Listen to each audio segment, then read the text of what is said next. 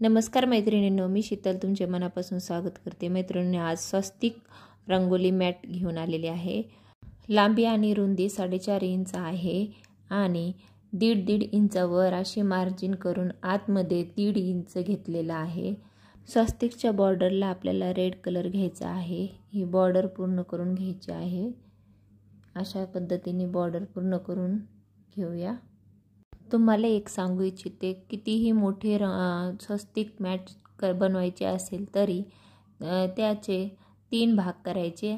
3 भागातील एक भागावरती मार्जिन करून घ्यायची आणि जेवढी मार्जिन घेतली आहे तेवढीच आतमध्येही तुम्हाला मेजरमेंट घ्यायचं आहे आणि मग व्यवस्थित स्वस्तिक तयार होते।